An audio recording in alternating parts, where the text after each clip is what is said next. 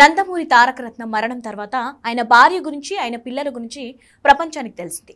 ఇంత మంచి ఫ్యామిలీని డిస్టర్బ్ చేసావు, ఇదేం పని దేవుడా అంటూ తారకరత్న భార్య పిల్లల ఫోటోలు చూసి చాలా మంది అభిమానులు కన్నీళ్లు పెట్టుకున్నారు.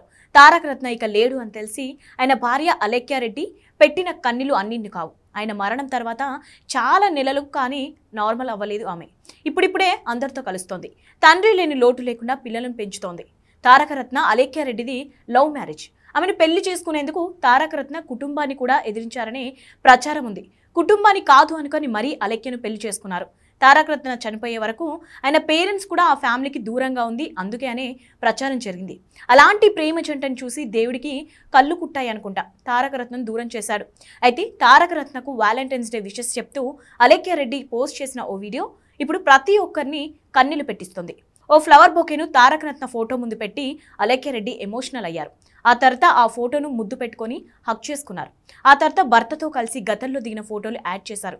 ఫోటో ముందు పిల్లలందరితో కలిసి దిగిన ఫోటోను కూడా ఈ వీడియోలో పెట్టారు. దీనికి డార్లింగ్ మూవీ బీజిఎం యాడ్ చేసిన అలేఖ్యారెడ్డి సోషల్ మీడియాలో పోస్ట్ చేశారు.